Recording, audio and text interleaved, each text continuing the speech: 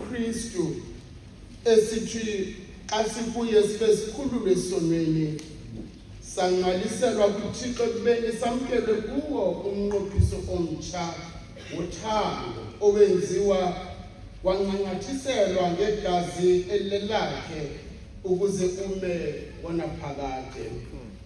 Ngelinye icala lomnqophiso usisithembiso sikaThixo kuKristu sokuba uyakufeza kuthi nangenxa yethu nangathi konke akudingileyo ngaye lowo osoloke nguye izolo nanamhla nangona phakade. Lowo ongamncomanga wakhe unyana wesuka wamnikela ngenxa yethu sonke angathini na ukuba angazibabali zonke izinto ndawonye naye. Siyazi ukuba uThixo wethu uhlala ethembekile ngokuba nathi sinokunqina ukuba ubabalo lwakhe luyasalela.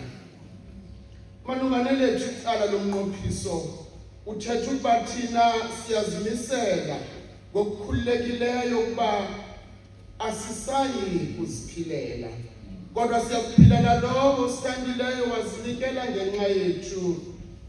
Ndiyanivuselela ke ngoku bazalwane nodade ngobabalo lukaThixo ukuba niyinikele imizimba yenu ibe lidini eliphilileyo elingcwele elikholekileyo kuThixo inkonzo yenu ngeleyo yasengqondweni kuba lusifingile njengothando lukaKristu sigqibe kwelokuthi ukuba ufele bonke emnye ngoko bafile bonke abo wabafela ke bonke ukuze abo badubomi bangabi sazidlela ubomi babudlelo wafayo wavuka ngenxa yabo.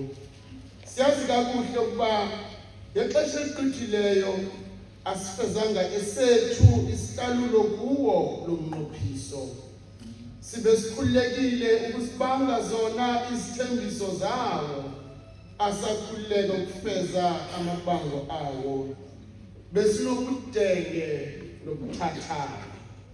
Kaninzi besingabantu abahlamba gwenxa nabangevayo ngabomi kodwa nokuThixo wazinyamezela inceba yakhe yema ngona phakade.